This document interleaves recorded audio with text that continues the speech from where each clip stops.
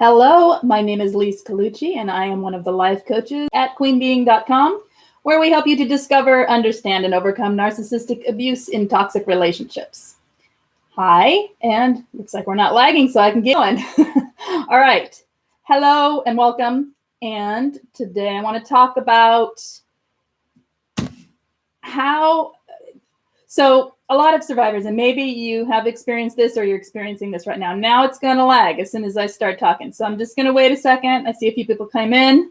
Hello, K Beach. Hello, Frankendoll. I'm just going to say hi to everyone while it does its weird thing. It's my computer. I know it is. So we'll just say hi. Who else is here? I see quite a few of you are.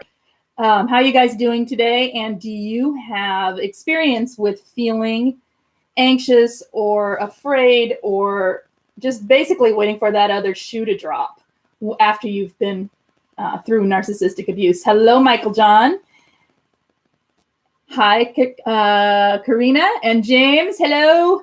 Okay, there. Now it's done. I can get going. So, okay, today let's talk about when you're afraid to feel the good in your life, when you're afraid but anxious about it, or you don't trust it. You don't trust the good that comes in, or you're basically what happens is we're waiting for that other shoe to drop, right? Anything good happens and it's like this instant anxiety about, well, what next? What's coming next? And where will how can I even appreciate and enjoy this good that's coming to me right now?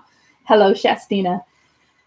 So let's understand where that comes from first when it's related to being a survivor of narcissistic abuse. I mean, it's pretty obvious, right? The love bomb and the devalue cycle create this, well, a cycle of being given good and then having it taken away, right? With the bad. And that goes on and on and on. And it is short-term, it's long-term, it's pervasive in the relationship. It's the nature of how a narcissist is in relationships. So with that going on, that's become the norm, and it's so intense for us. It's so extreme that it really gets in there, and it makes you think that that's how life is, right? The bad has to follow the good by that logic, by the logic of the love bomb and the devalue. Excuse me. All right. By the logic of the love bomb and the devalue cycle, the bad has to follow the good. There is no other way, right? And so that's conditioning. We've been conditioned to believe that, and we've been conditioned to feel it and experience it and really trust that as what life is and how all good is received, waiting for the bad, right? So I think when you look at it that way, you can see it's programming, and you can see that if you can be programmed to believe that, you can reprogram yourself to believe something better. It's not a way to live, really. It's trap. It's not freedom, and it's not, I don't know about you guys, but once I was out, all I wanted was freedom for the rest of my life. I don't want any more of that controlling bondage that comes with a narcissistic relationship, or being in a relationship with a narcissistic person, rather. So this is part of it. Learning to embrace the good in your life is, I think, critical to finding that freedom. Because here's the truth. Life is full of ups and downs, right? Life is not all good. It just isn't going to be. There is no one in the world that it's all good for. Well, if there is, I'd like to talk to them and like hang out with them for a week and just be like in their world for a little while, because most of us experience good and bad all the time. Let's see. Frankendoll says, yes, I had a horrible week. I had him in my car and he started arguing and punching you in your face, and I almost had an accident. Oh my gosh, are you okay? And can you go report this? What have you done, love? Because that's not what have you done, but what have you done about this to protect yourself? Because that is not okay. I don't want anyone punching my Frankendoll friend. No. As my plan comes together and I'm getting stronger, he's getting worse. Oh, honey. Can you go speak to someone at a domestic violence place? You're almost out of there. Okay, sweetie, because that you need to stay safe. He's physically violent. If he's physically coming after you, that's when I get way more concerned. So can you go away for a week? Can you go stay with someone and be distant and get yourself out of that situation physically? just completely physically get away from him for even if it's just a week. Family, anybody? Women's shelter, yes. And I tried, and they had me on hold for 45 minutes, and I hung up. I haven't went, okay, drive over to one and walk in and say, I need to talk to someone now. Something like that. So be present in their space, because I mean, sadly, they probably are understaffed and overworked and literally just don't have enough people to deal with the amount of horrible people there are in the world. So horrible people being the abusers, right? And which means that survivors are left waiting on hold. So maybe try driving in if you can. Yeah, I'm sorry. Okay. Condition. Okay, so I'm going to go back to this, and then Frank, let's talk about that after this too more if you want to talk more. Okay. Let's see, because Shifsina said something. Condition that life has ups and downs, though. They really put that into extremes and train you to see it as normal when it's not. Exactly. They train you to see what's normal, which is life has ups and downs, as an extreme. Life has extreme ups and extreme downs that are all at the mercy of somebody else. So basically, you have no control over the ups and downs that you have or feel in your life. You're being forced to feel good through love bombing. There are very few people on the planet who can resist a love bombing, especially if they don't know what's happening, and go with that high of the emotion that the love bombing brings. I have seen it. I've seen people being schmoozed, so to speak, who are pretty aware of how other people affect them and don't usually let that happen. And I've seen it happen. So, I mean, love bombing is an extreme high, and it's at the control of the person doing the love bombing. And the same with the devalue. It puts you at an extreme low at the control of the person who's doing the devaluing. Now, that is not normal. Life has ups and downs, and oftentimes no one's in control. It just is, right? And so it's not really so much about taking back control. Oh, it's going to get really bright, and I don't know what to do about that. Okay. Wow. Hello. Okay. We'll just be bright. So the ups and downs are, let's see. I'm going to read this. This is how my whole life has gone, as far as the bad following the good, followed by more bad. Isn't that normal? Ups and downs. Yes, it is normal to have ups and downs. The difference is when we believe that every time there's good, bad's going to come. And so we don't enjoy the good, right? That's sort of like we live in the bad because it's easier to take the known pain and suffer it all the time than it is to accept that the good will go away, I think. So you can talk. Yes, Frank, now please do keep talking about it. I'm just going to finish this little bit here, and then we'll go back to that. I think you need to get some outside help, because I'm worried about you, and I don't want him to hurt you. And I know you don't want him to hurt you either. Okay, you just explained that you are talking about extremes, ups and downs. I'm talking about the ups. What I'm talking about, Michael John, is when a person can't accept, allow, or feel, or even be present to the good that's in their life, because they're just waiting for the bad. In other words, they kind of go numb to the good, or they fear it, or they get anxious around anything good. We're talking about that. Does that make sense? Like not enjoying the good because you're expecting the bad. Exactly. That's exactly it.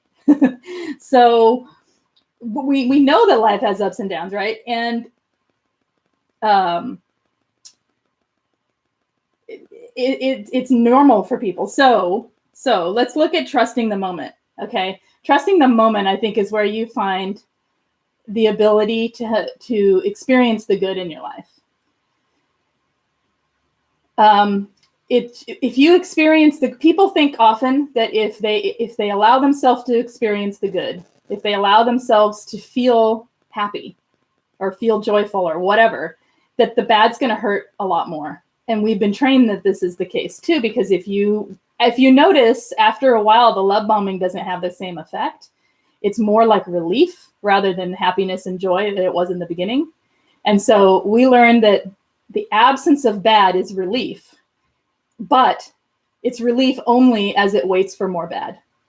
So it's like being chronically ill, right? Being chronically ill, and between the chronic illness, you have moments of relief, and that's about it. And so you have to learn to seek the joy in the moment and to trust the moment that you're in as a good moment in order to move through this, so that you're not constantly living in that cycle. Does that make sense?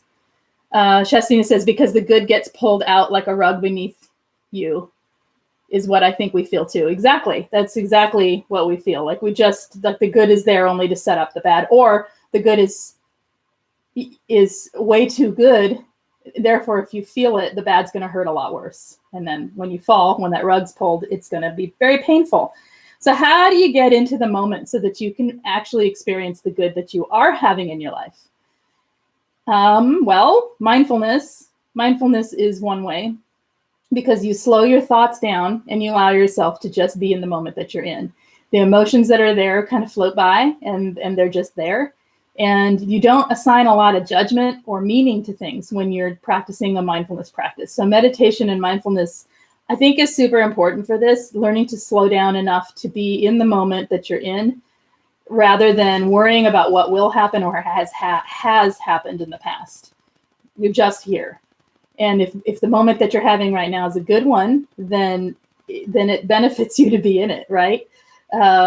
Let's see, orientation. So if you are having a good moment and you realize you're not experiencing it as good, I am so sorry about that bright. I forgot to close the curtains. And so here we go today. I glow. And I don't know how to back up enough out of it. Okay, we'll just over here, whatever. It's bright. Here we go. Okay, no comments. Okay, so if you can orient yourself to the room that you're in, to the wherever you are, room, outside, whatever, to your surroundings. Orient yourself so that you experience the surroundings around you. Sometimes the emotions take over and they get extreme, right? And once we say, oh my gosh, this is so great, the instant judgment comes in of something could happen. And then you're in a battle inside your own head about what you're feeling, rather than just being in the moment and where you are. So if you can kind of calm down the emotions by paying attention to your surroundings, that can help bring you bright is beautiful. That's good. We'll just do the high key thing. It's okay. So allowing your feelings goes with that. So if you're able to orient into your environment, if you're able to come into the environment that you're in and experience it just as it is, here I am, there's some plants, whatever, wherever you are. Okay. And it brings you back into the space you're in, but it also gives you a chance to allow the feelings that you actually have. Both feelings can be true. You can have happiness and joy and fear it at the same time. That can be okay too, as you're working through this. It can be okay because you're being honest with what you feel. Now, it's which feeling do you want to be the louder one? You know how it is, like the feelings in your emotions kind of have a volume to them, and they get really loud and they take over. Which one do you want to take over? If it's joy and happiness, then you listen to it and you allow it, and you tell the other one to just take a back seat and sit there. You talk yourself through it to allow the feelings. Breathe, do lots of breathing. As you breathe, if you're able to find gratitude for the moment that you're in, that is happy, joyful, good, whatever, even for a second, what you're doing is imprinting in your brain that good is okay. And good is just an experience in life that you have. And it doesn't need to have, I don't know what you mean, James. It doesn't mean you have to, well, I've lost my train of thought there, sorry. All right. So the gratitude can help you to, well, it helps you to actually embrace the fact that something good has happened. A lot of times we don't even want to feel gratitude because it means we have to acknowledge something good is happening or something good has happened. And I don't know, there's like a weird block I have felt personally of like, well, if I acknowledge that, then, then whatever. But whatever isn't a good thing. So, but once you start working towards, wow, I really appreciate this day, or look at the flowers are all blooming, I totally love that, and letting the happiness of that come in, whatever it is, whatever the good is, then you are able to kind of detach from the fear.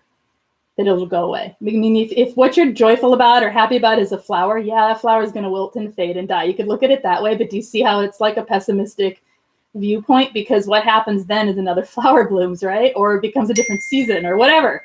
So yeah, seeking gratitude, I think it's one of the more critical points, and we can talk more about that in a minute. And journaling. So as you seek gratitude, as you're experiencing joys, write them down so that you have proof.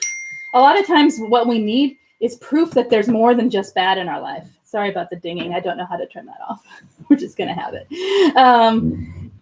We need proof that there's more than just the bad. And we need proof that the good can be sustained and that the good can happen over and over and over and over, right? It can happen. So if you have a gratitude journal, write down the good things that happen to you in it. And if you don't have one, start one.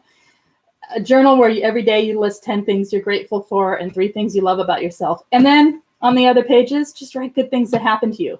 It will give your brain something to believe in.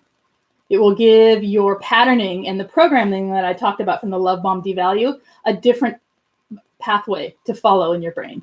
And that way you can start shifting your life from believing that the bad has to follow the good to the fact that life has ups and downs.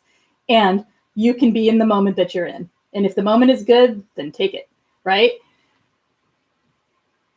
Let's see. I try to see the beauty in every little thing every day, and it gets me through the horrible days. That is going to take you so far after you are able to get away, I think, Frank and Doll. I think that is, you're training yourself to be present to things that are beautiful, even though there's things that are terrible. And it's a coping skill right now, but if you can continue with that, it can become a standard so that you can follow that instead of falling back in with someone else or going back to the abuser. You know what I'm saying? Like understanding that once you're free, that'll feel like a different freedom, and you can keep riding that rather than chasing it back to someone who's toxic. Does that make sense? Or to someone else toxic? I hope that makes sense. I've noticed my narcissist has tells before the rage starts. Fashion family, her eyes get all wild. Oh yeah, they do have tells, don't they? They do have tells. And they have tells for all the stages, I think, if you watch their eyes and watch their expressions. Frankendall says, I'm trying not to fall into the old thought patterns. Really hard, isn't it? We do, but you know what? This is evolving. This is the way it goes. Oh gosh, it's going to ring now. No, I don't know how to stop that. How do I stop that? There. Okay. Sorry. I don't know. I flustered. The look, yes. Okay. Did I miss something? No. All right. So how to let the good in. How do you let the good in? Besides the few things that I just said, and noticing and appreciating being, I think, number one. If we walk through life without paying attention to the good because we're afraid of it, then I make you smile when I get crazy. Good, because that's all I got. All right, so yeah, if you notice the good and you appreciate it, it lets in moments of good. It sneaks them in, right? It sneaks them in past that fear and past that patterning of the love bomb devalue cycle as it's been set up. Because here's the number one thing about noticing. Noticing puts it in your control. And this is what I wanted to say. The love bomb and devalue that set this cycle up in you, or if you've had this from childhood, it's because you've had trauma and you've had things, here you are, an innocent, lovely, beautiful little child, and you've had bad things happen to you. And bad things happen to you that you now believe are your fault, or that somehow you had, it affects your worth and it affects your ability to find and seek and feel joy, right? So all of that was out of your control, completely out of your control. The things that happen in your life, the ups and downs, most of the time out of your control, totally out of your control. It's just the way life works. And this is, I think, a key point. If you can realize that what is in your control is the noticing, then you can take back some of your own agency and move through your life with more control. We don't need to hyper control our lives, but we do need some aspect of where we can affect change upon our lives, right? We don't need to be like super controlling and think that we're actually making a difference. This is real control. This is real power. Noticing what's around you. You can notice the bad too, but noticing the good, we notice the bad easily, right? If you notice that, if you pay attention to that, you notice the bad stuff pretty easily. And but noticing the good takes practice because we're afraid of it. So be bold and notice the good things, and it will open up your world. It will. Noticing, and not only noticing, but appreciating it. Being thankful that you had the second, the moment, whatever, that was better than the one before it. And when something kind of like semi-bad is happening, you can still notice good. I mean, you can be having, like, I slept, I think 2 hours the other night, and was having one of those days where I was dropping everything and breaking things, and just like everything felt out of my control and just bad. And it was nothing major. It was just stupid stuff. And people seemed grouchy, and I think it was probably my mood. It was probably not people. But actually, I think there were some, it was hot, so people were kind of grouchy. That's the other thing. Everything felt out of control and not really good and kind of negative. But the sky was amazing. We had a beautiful, like, thunderstormy looking sky come in, and it was so beautiful, and it completely changed my perspective that both could be there. It could be kind of a crappy, icky, hot, miserable day, and it could be completely beautiful at the same time. And what that did is it made me feel like I had I don't want to say control, power in my own life to choose the internal way I perceive what's going on around me. Right? Does that make sense? It's kind of a silly story, but that's all I got. Okay, Laura, I'm going to get to you in just a second. Let me finish this last bit up, and I'm going to talk. I want to talk to you about that. So if I miss it, please repeat it. If chat gets busy, it's not today, so should be okay. Okay, so share your good things that happen with good people. Don't share it with toxic people. Please don't dangle the beautiful things in your life in front of narcissists or toxic people or any naysayers or negative Nellies, whatever. Do not dangle good around them, because they will destroy it. They'll eat it up and destroy it. And that'll do the opposite. Find good people. And if you don't have good people, go on Span and just talk about a good day, talk about a good thing. People love hearing those stories from other survivors. They love it because it helps them recognize it in their life. Okay. Or tell a pet, tell a plant, write it in a journal, share it, speak it out loud to yourself. Talk to yourself, drive in your car and say, wow, that was really fun. This was really great. This happened, blah, blah, blah, whatever. It doesn't matter. Doesn't matter if you look crazy when you're driving in your car. It doesn't matter. It's okay. But saying it out loud helps your brain receive the information that it actually happened. So writing it down is awesome. So journaling it, yes, absolutely. And speaking it out loud helps us make things feel real. Have you ever noticed, like, when you have something really juicy, happy, and good, and you tell someone and they're excited about it, how much more validating it is? And some part of it is their response to you, but part of it is you saying it out loud. So say it out loud. So I already talked about this, but staying quiet and noticing the good. Don't like rush through it. Just stay quiet for a minute and actually take an imprint of it in your brain. It's like taking a mental picture that good things happen. Give yourself credit for the things that you do in your life that are good, that you've done for yourself. Look how far you've come. Even if it's like a baby, even if you feel you've gone 2 steps forward and 3 steps back, it doesn't matter. Pay attention to the 2 steps forward, because the backslides are not backslides. A lot of times they are layers that are coming to the surface. And so it's a new layer that you're just healing. Does that make sense? So pay attention to the good that you have and the things that you do for yourself to move yourself forward in your healing. Let's see. Learn to feel. Well, this is a good one. Learn to sense what's around you. Learn to use your senses. Smell things. Look at things. Listen to things. That is where so much of our human joy comes from, I think, is in the sensory experience of the world around us. And we shut that off because of abuse often. We shut it off when our emotions get too strong, because our body's having an emotional reaction to it, to the anxiety and to the trauma. So learning to sense what's going on around you in a really natural way, like putting your foot in a cold water, or like I was walking on the beach with a friend and the tide came in.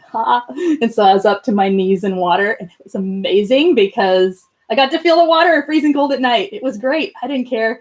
I was a little mad my shoes were wet, but whatever. I didn't care.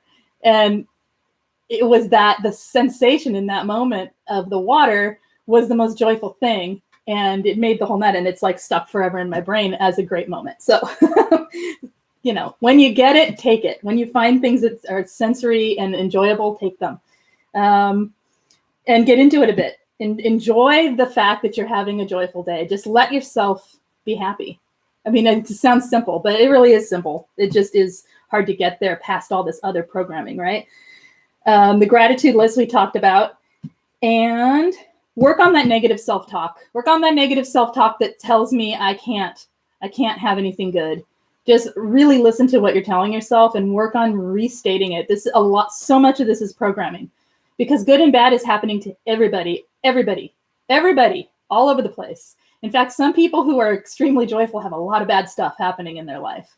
So it's a state of mind, and it's a state of programming. So you can change that. And this is what I'm getting at. You can totally change the way your programming is for yourself, and you can take some power, like I said. So another thing that is important, and this is a hard one to say, life is fleeting, you guys. Life is fleeting, and we need to seize the moment and live our lives, right? And if you're still in it, it can feel completely devastating to think about that.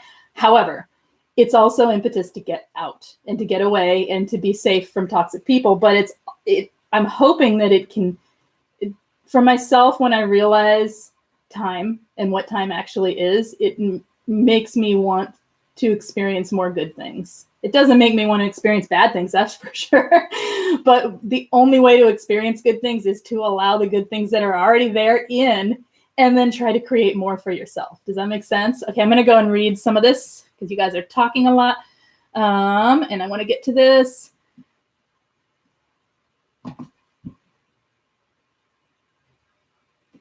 Okay, Laura is saying, this is off a different topic, but I'm going to get to this because it's important. Laura is saying, I'm sleeping a lot, or Lara, sorry. I'm sleeping a lot and I'm afraid to go out because I feel people see that something's off about me. I feel like prey. Okay, so I have a lot of videos on self-esteem and on self-worth. So if you like, subscribe here, go back and look through the videos. There may be something helpful in there for you about this topic. However, for right now, I would say that sleeping a lot is totally normal. I don't know how long you've been away, or if you're still with a narcissist, or how long you've been away from them. It's really normal for quite a while to sleep a lot. Our nervous systems take a hit, and it actually is physically exhausting. It's draining and it's exhausting. So the sleep is actually a form of self-care for a little while. Okay. And it's okay. Now, judging that you feel that other people see something off about you, that's yourself judging yourself. So I think that we're trained from narcissists to worry what other people think, like to an extreme, right? Because we have to. That's the eggshells we're walking on, is worrying about what they think. Those are the eggshells. If you look down and you look at those eggshells, it all says all over every eggshell, he's going to think this, she's going to think that. You know, worry about the narcissist's feelings and thoughts. It's all about the other person. So putting focus back on yourself and building your self-worth and letting go of judgment of yourself. So listen to what you're telling yourself and restate it in that case. I mean, as you're laying in bed, you can be working on affirmations. You can gratitude journal. As you're unable to get up, you can be working on things that move towards your positivity. This isn't a passive healing. It's, in my opinion, a very active healing, and we have to at a certain point, sometimes we just got to lay there and be sad, and that's totally okay, and give ourselves hugs and cry. And it's just the way, it's how this is. The other part is, as you go to heal, it's taking the accountability for yourself to move yourself through it. And sometimes it's doing things that feel really hard, like writing 10 things you're grateful for on a piece of paper. And it also feels really empty for a while. Like, so what? So I'm grateful for the stupid sunshine. You know what I mean? Like, it can feel that way, but do it anyway. It's patterning. You've been patterned to fear what other people think about you. Now you got to pattern it back in that what matters is what you feel about you. And as you start feeling better about yourself, then the world you'll feel less like prey. You're not prey. Okay. You are a person who's hurting right now, and that's all. And well, you're more than that, but you know what I mean? You're not prey. It's a process, and you'll get there. It just takes time. Okay. Let's see. Nothing good during the bad is hard but doable. Noticing good but during the bad is hard but doable. It's very hard. It is not easy work. None of this is easy. That's the problem. Well, let me restate that. None of this is easy to start. This becomes, it's not hard for me now. I can notice the good, not when it's really, really bad, of course, but for the most part, the waiting for the other shoe to drop has shifted tremendously. Yes, it still happens. Yes, the thoughts are still there, and it is difficult in the moment to get the ball rolling, but it becomes easier. My TED talk, I shared the combination of noticing, facilitating, empowering. It was about resilience after losing a parent as a child. But if we flip the switch and look at it from a thriver's perspective, we can notice and facilitate empowering our own feelings of joy. It's all we got, love. You're right. Exactly. That is the point. We are the ones who have to flip the switch in order to empower ourselves to feel the joy. It is not going to come from the outside. External validation is wonderful and fun and great, but the real validation in the joy you feel comes from within yourself. And so, yes, we are the ones flipping that switch. Did that speaking to what you meant there? Okay. Michael says, I look crazy driving in my car, usually singing. Me too. Sometimes I get smiles and other times stares, and I don't care. I don't care. I'm excited as I have a bunch of beautiful rings. I get to pick a few from my aunt, which I'm doing right now. Oh, lovely. Okay. I'm lucky enough. Michael John says, I'm lucky enough to have a job that I can take multiple breaks when I want, which has helped me take the time to notice the good and beautiful things. You know what? You said an important thing there. We have to take breaks. If we take breaks, we don't have to. It's useful to take breaks. You actually have a job that has those breaks built in, which is amazing. If you have a situation where you don't get the breaks built in, then take the breaks on the inside. If you notice yourself completely obsessing on negative things or worrying or fretting or judging or whatever you're doing to yourself, take a break from it. Set a timer. Even if you're working and you can't stop your work, set the timer. It doesn't take more than a second, right? Set a timer for 10 minutes, and you're not allowed to think about that thing for 10 minutes. Get really involved in what you're doing instead, right? Or take a break. When the timer goes off, go, that's my time to notice something good, look around, find something good, and then keep moving, with your job. It can take a second. It doesn't have to take a long time, but taking breaks is the way you break the cycle, right? Life is so short, a blink and it's half over. That's right. That's right. And we have to, hi, Adrian, we have to embrace what we have that's good, right? And Michael John, Laura, everyone's encouraging you to push through the anxiety and not worry what everyone thinks. That's correct.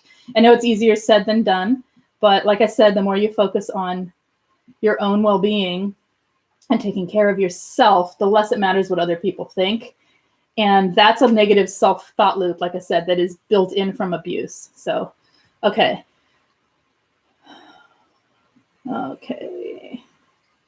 Let's see. Thank you. I do a lot of healing practices. Good. I'm good with me. You're good with you. Good. Okay. So then it's worrying about what other people think. That's where you're at with your healing. And that's a place we all come to, right? We worry so much about what other people think, about the way we appear to other people. And because of it, we look like one thing or another. For some people, it's prey. For other people, it's a victim. For other people, it's not good enough, whatever it is that you feel individually. So it's finding the focus to do it anyway. Take tiny trips out and listen to what you're telling yourself about it so that you can change that dialogue. I think sometimes we fear the thing that it is. Like, if I fear going out because I worry what people will think about me. But then if I don't go out and try it, I don't know exactly what it is I'm thinking. You know what I'm saying? So if I go out and try it and then I think, oh my gosh, everyone's looking at me, and then I think, okay, those are the thoughts I have. Those I can change. right? But if you don't know what they are, then you can't change them. So sometimes it's practicing doing it anyway. I don't know how, like I said, I don't know how long you've been out, and it makes a difference kind of. In the beginning, it's super hard. Taking breaks, super important. Naps also. Oh my gosh, yes, naps. Okay. The fashion family says deep belly breathing helps me relax. Tense, shallow breathing makes me more anxious. Exactly. And learning about your own body and what helps you is great. That's part of the deal. Lise, can you go over the 5, 4, 3, 2, 1 routine to calm and relieve stress? 5 things you see, 4 things you hear. Oh, I actually don't have it memorized because I don't use it. Personally, I can't do formulas. I have to kind of work with what's in the moment. I'm more intuitive than I am memorizing. You know what I mean? So I can, but I have to look it up too because I get stuck at 3. It really, in my opinion, it doesn't matter what you do. This is my opinion on things like that. You create the formula. So 5 things you see, that's the easiest, right? Because you look around, you can easily see 5 things, right? Unless you're in a white room with white walls and a white floor and wearing white clothes and, everything is all the same, you're going to find 5 things super easy. So it doesn't really matter what order you take it in my opinion. There's no magic to which sense gets more numbers. It's just what's more readily available, in my opinion. So I'd say 4 things you hear, because there's all kinds of sounds going on and you have to kind of struggle to hear sounds. Like one time I went on a walk and I was with my kid and I said, let's see how many birds we can find. And we found I think it was 12 or 13 different bird sounds that we could identify, but it was really hard and it really brought us into the moment of walking. So completely forgot everything else I was thinking about, just listening for the birds. That's all it took. Let's see. I would say 3 things I would look for maybe scent, because there's all kinds of scents in the world too. It's an easier sense to access. And 2 things you feel. How about that? You can touch things easily. I'm going to keep going. Anyway, I haven't been able to nap the last few years. I used to nap like a rock star. Sleeping in general has been an issue. Oh, don't tell me about it. That's a hard one to rectify. And I still haven't found the magic thing for sleep personally, but meditation in between is a good, it's not a substitute for a nap. It's a good choice to make that gives you calming, which can make it so you don't quite need the nap. Does that make sense? My whole life is healing now. Oh, yep. Join the party. That's why we have fun here though, Laura. I understand. Our whole life becomes healing. It becomes about healing. And hopefully very soon you turn a corner and your life becomes about thriving and your life becomes about evolving and continuing to maintain your self-awareness and grow yourself, but it becomes fun. And I'm telling you, it does become, for a lot of us, for most of us, there's a lot of this that becomes a positive in our life rather than this struggle of healing. It's just sticking with it. Epsom salt, soaks, and magnesium supplements. That's true. Magnesium supplements are great for sleep. Epsom salt is calming too. That's good advice. All right, you guys. I have a few more minutes and then I have a group to get to. So anything else you want to talk about, or any questions about being afraid to feel the good in your life, or not afraid, but any negative feeling you have about the good you have in your life that you want to talk about, go ahead and add it to chat and I will read it. If not, if you have any other questions, let me know. And any topics or topics you would like me to cover next week or this weekend, should I come on out of nowhere. And I will take them into consideration and try and use them to help other people. So hit me up. Anything, you guys, or how you guys good for today? Giving it a second. Thanks for giving me the tip for this live stream today. You're welcome. I hope it had some information that you haven't already thought of. You're clever, my friend. So I know you probably thought of all this. Sometimes it's just hearing it from someone else's mouth, right? Thank you for your time. I'm getting a lot out of these lives. Good. Excellent, Michael. And anything, like I said, anything that comes up that you think would be a topic that could help other people or that you're struggling with, always feel free to ask. I would do my best to get to them. Protecting your kids emotionally. Thank you. You're wonderful. You're welcome, Fashion Family. Protecting your kids emotionally. Are you? Yeah, it's a good one. And just on a short, I'll write that down, but that's a good one. Protecting your kids emotionally, protecting your kids and yourself emotionally. And I'm assuming you mean when the narcissist still has to be in your life because of custody. Is that correct? Or you still live with them, either way. All right, my friends, I'm going to have to go today. And don't forget to hit subscribe if you enjoyed this program or if you would like notifications of any upcoming live streams. But what was the last thing? The last thing what? What do you mean? Oh, well, our senses. We have our 5, 4, 3, 2, 1 senses. So we have our sight, our hearing, our sense of what are our senses? Oh my gosh, my brain right now, I just was like on the roll of ending and I'm trying to think. Okay, our sight, our hearing, our sense of smell, our sense of touch, and our sense of taste. That's it. Taste would be last in my opinion because, that'd be like, you actually have to go try and find taste, right? Well, maybe not, but yeah. Okay. Yeah, but and senses are really, like I said, they're an important way to getting into the sensuality of your life, which is a big leap into experiencing the good in your life. So there you go. All right, you're welcome. And that's it. So don't forget to hit subscribe if you have not already done so. Hit the like button, please, if you enjoyed this. And let me know in the comments if you have any questions. It helps other people when they read comments as well. So that's good. And I wish you the best on your healing and have a great weekend, you guys. I will talk to you soon. Bye-bye. Oh, text 33222. Lise Live, LISELIVE, and I will text you a few minutes before I go live every time. Talk to you later. Bye-bye.